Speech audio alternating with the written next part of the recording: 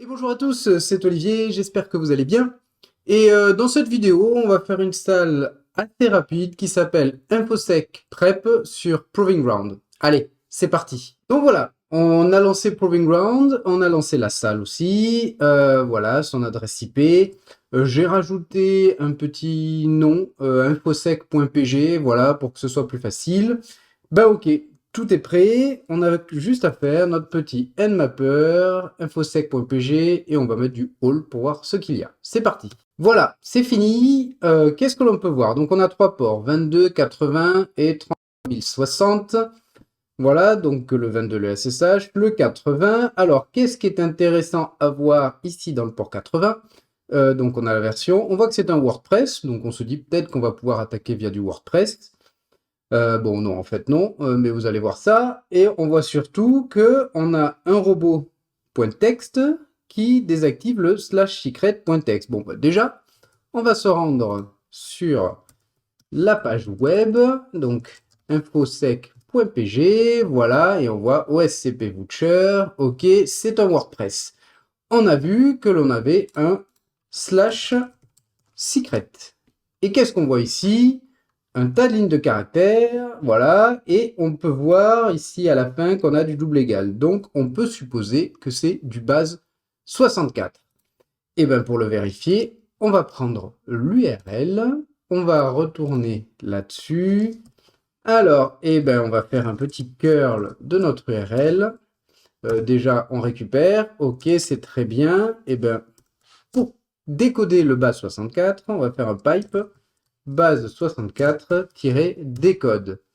Et là, qu'est-ce qu'on voit? Ça nous l'a décodé, et c'est surtout que ça nous a décodé en une clé privée OpenSSH. Ça, c'est top. Comment est-ce qu'on peut faire? Attendez, si je fais peut-être "-s pour silent, voilà, comme ça, on n'a pas le début. Et voilà, le "-s me permet en fait ici d'enlever le résultat du téléchargement, les stats en fait de curl. Donc on a juste le contenu, et ben ce contenu, on va le mettre dans un RSA. Voilà. Et c'est parti. Donc si on regarde, on a bien notre fichier RSA qui contient la clé privée. On va déjà lui mettre les bons droits pour plus tard. On a vu qu'on avait du port SSH donc. Mais il nous manque l'utilisateur. Donc première chose que l'on peut essayer, bien sûr, c'est de taper ssh-rsa sur du root pour voir ce que ça donne. Permission denied. Ok, bon peut-être, je sais pas moi, admin. Ok, non, ça ne marche pas. Ok, donc il nous faut l'utilisateur. On a une clé, il nous faut un utilisateur. Donc revenons sur le site. Et là, mais voilà, parce qu'en fait on a essayé admin parce que justement on avait un utilisateur admin. Ben, ce qu'on va faire, c'est qu'on va lire ce qu'il nous dit. Voilà, blabla, in order to give away, you must obtain the route flag located in /root. Tac, tac, différentes commandes, différents trucs. Pour les personnes qui téléchargent cette box sur VunHub, at a later time, the command above will no longer be available. Ok, c'est pas grave. Oh yeah, almost forgot, the only user of this box is OSTP. On nous donne l'utilisateur. Donc, si ici, à la place de, tiens, admin, je mets OSCP, eh ben, on est rentré. Voilà. Je suis OSCP et je suis sur la machine. Ce n'est pas plus compliqué que ça. Donc, maintenant, allez, ls-lh-color.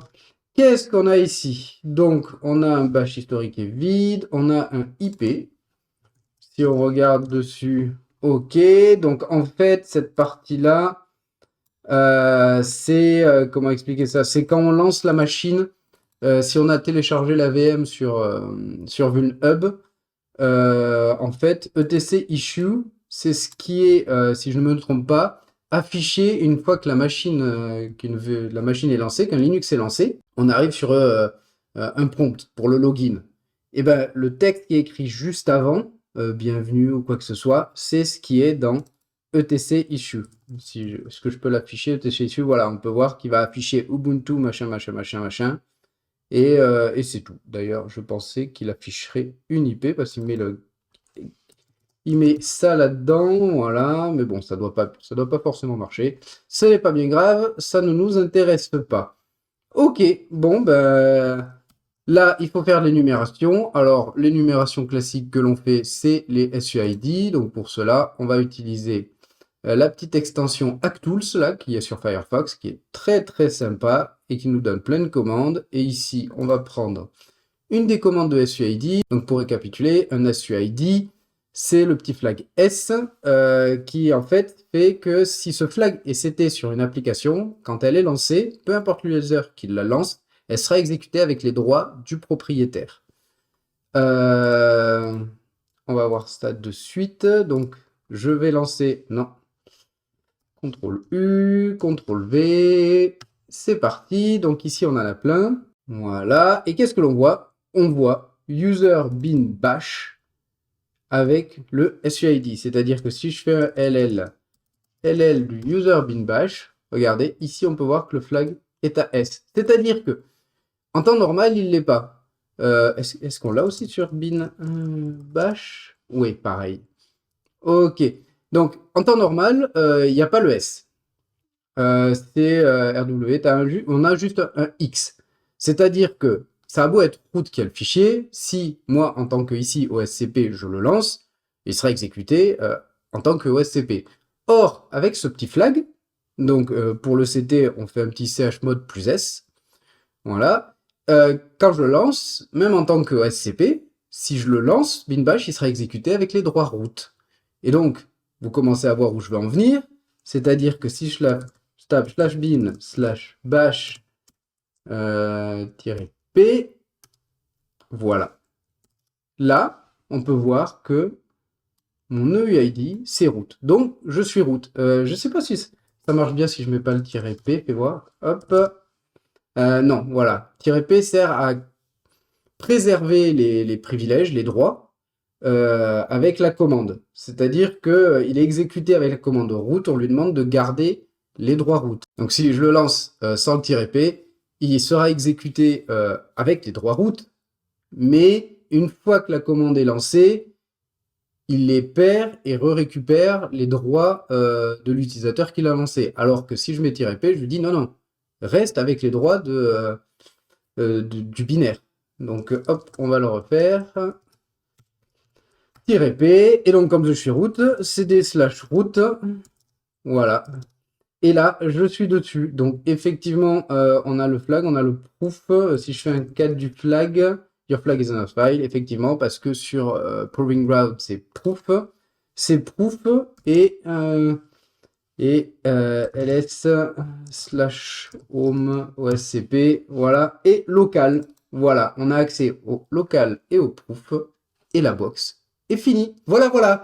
Bon, vraiment petit solve ultra rapide. Voilà, c'est le seul truc où on peut se dire, c'est tiens, du WordPress, on va commencer l'énumération du WordPress, alors que c'est pas du tout le bon chemin, ça fait perdre du temps. Voilà, voilà. Bon, et donc, bah, j'espère que ça vous a plu, et je vous dis à très bientôt. Tchuss!